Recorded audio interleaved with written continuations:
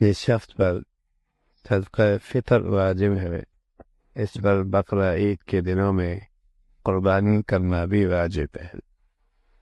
ایک شخص ہے جس پہ زکوٰۃ فرض نہیں، لیکن صدقہ فطر اس پہ واجب ہے۔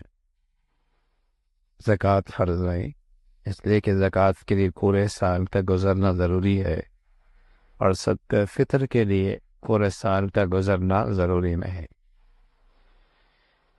تو اگر اس کے بعد اتنی رقم ہے کہ وہ صاحب نصاب ہے اور عید کے دنوں کے اندر اس کے پاس ہے، تو اس شخص پہ صدقہ فطر واجب ہے، حالانکہ سال اس رقم پہ نہیں گزرا۔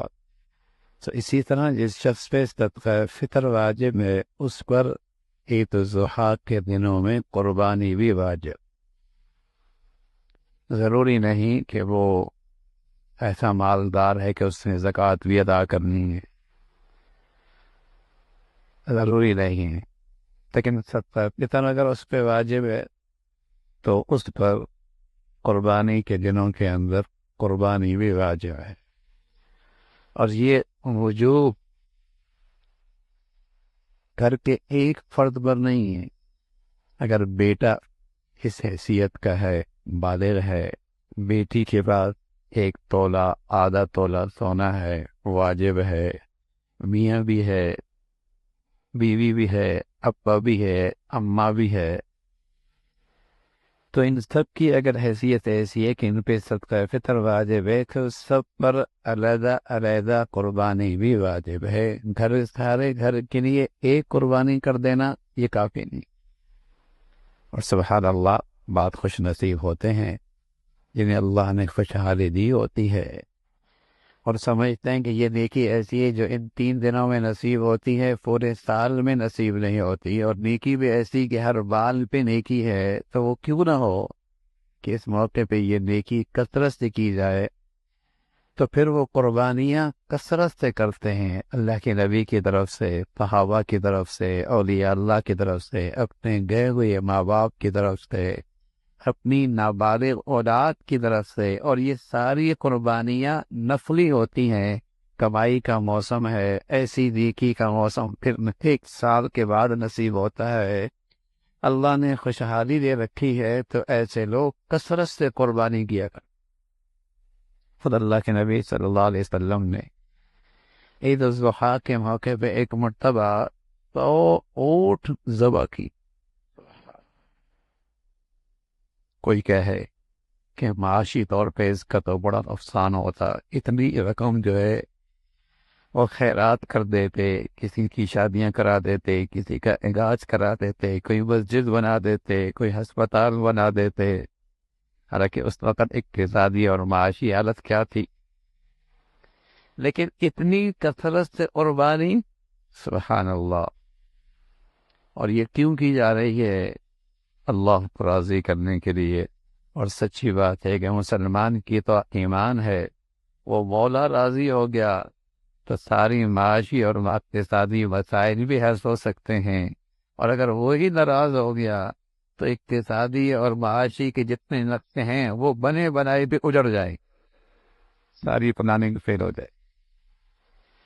اور اصل مقصود اللہ کے ہاں یہ ہے کہ اس کے دل میں اللہ کے حکم کی عظمت کتنا ہے، اس نیکی کی عظمت کتنی ہے، جس قدر اس کے عظمت پر اہمیت سے کرے گا اللہ کے یہاں اس پر قبولیت ہوئی۔ تو یہ قربانیاں مسلمان اس موقع پہ کثرت سے کرتے ہیں۔ تو جس شخص پر صدقہ فطر واجب ہے اس پر بقرہ عید کے دنوں میں قربانی کرنا بھی واجب ہے۔ اگر اتنا مال نہ ہو جس پر صدقہ فطر واجب ہوتا ہو تو اس پر قربانی واجب نہیں، لیکن پھر بھی اگر کر دے تو بڑی ثواب کی بات۔ میں نے کیا نابالغ اولاد کی طرف سے، بچی کی طرف سے، بچی کی طرف سے، ماں باپ دنیا سے چلے گئے ان کی طرف سے قربانی واجب نہیں ہے، سعادت مند اولاد کے پاس خوشحالی ہے ان کی طرف سے بھی کرتا ہے، یہ سارے ثواب انہیں ملتا ہے۔ خود اللہ کے نبی صلی اللہ علیہ وسلم نے اپنی امت کی طرف سے قربانی کی ہے، اور امت، سبحان اللہ، امت کا یہ فرد اپنے نبی سے محبت کا اظہار کرتا ہے، آپ علیہ الصلوۃ والسلام کی طرف سے قربانی کرتا ہے۔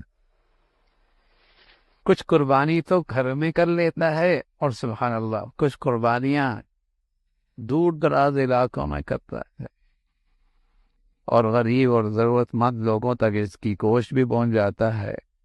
الحمدللہ ہم تو یہاں کئی سالوں سے الحمدللہ یہاں قربانیاں کر رہے، اور شام کا مظلوم مسلمانوں کے لیے بھی، برما کے مسلمانوں کے لیے بھی الحمدللہ پچھلے 3-4 سالوں سے یہ سلسلہ جاری ہے۔ الحمدللہ اس سال بھی ہو رہا برما کے مسلمانوں کے وہاں، جہاں فرمی بھائیوں کے لیے بنگلہ دیش کے بارڈر پہ 1000 گھر ہم نے بنائے، 1000 گھر۔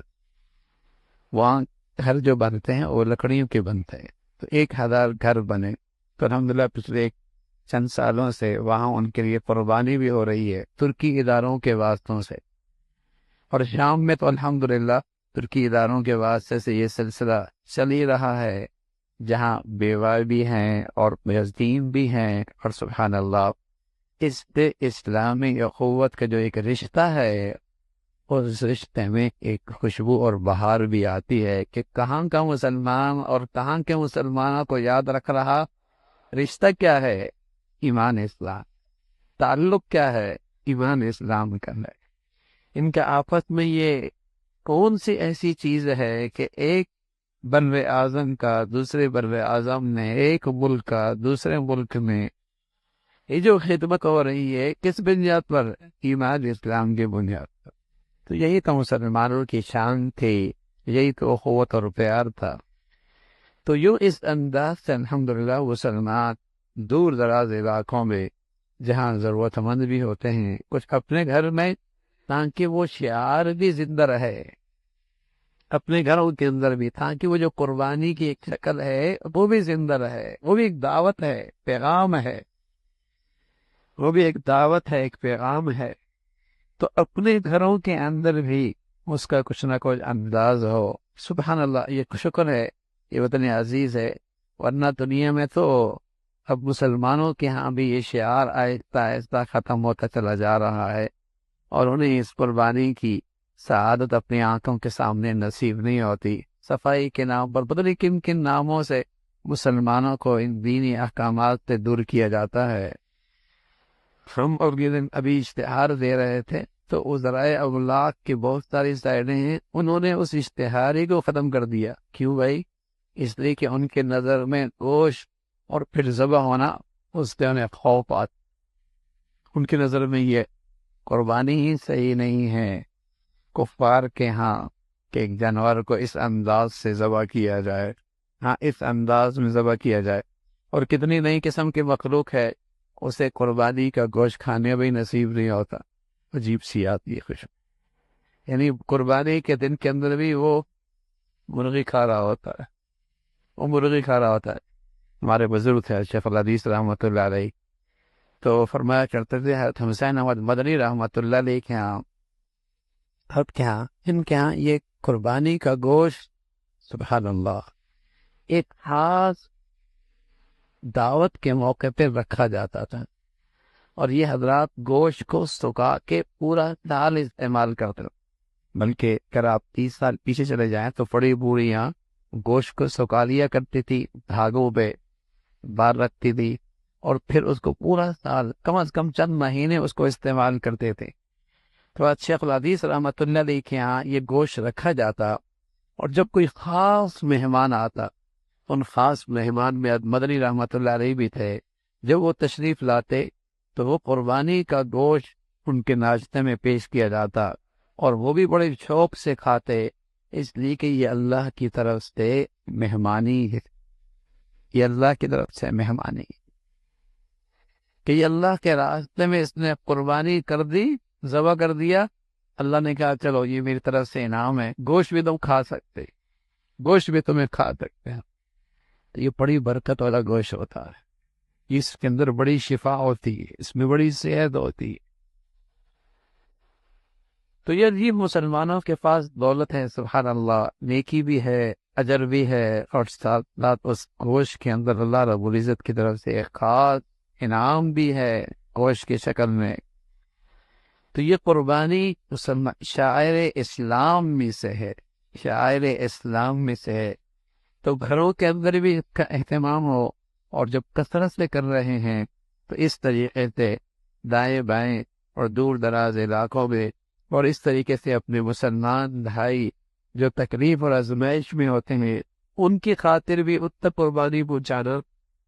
اس سال ترکی ادارے، اب اندازہ لگائیں، ترکیوں میں اتنی دینداری نہیں ہے، لیکن اللہ کی یہاں ان کے قربانی کا بڑا عجیب اہتمام۔ یعنی اس دفعہ ایک ترکی ادارہ جو ان کے ہاں ایک مذہبی ادارہ کہلاتا ہے دیانت، جو پورے ترکی کے جن کے پاس مساجد ہیں، پوری ترکی کا نظام ان کے پاس ہے، سرکاری ادارہ ہے، وہاں کا مذہبی امور وزیر اس کا سربراہ ہوتا ہے۔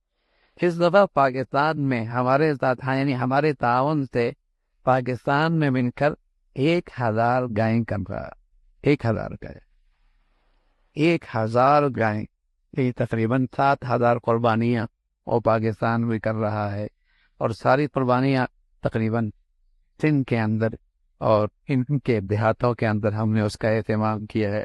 اسی طرح دوسرا ادارہ ہے ان کا، ایک ہلال احمر جیسے ہمارا ہے TRC، تقریباً وہ بھی 600 گائیں ہمارے ساتھ مل کر، تو جب ہم وہاں قربانیاں کر رہے ہوتے ہیں، سبحان اللہ، وہ کہتے ہیں جب یہ لوگ کر رہے ہیں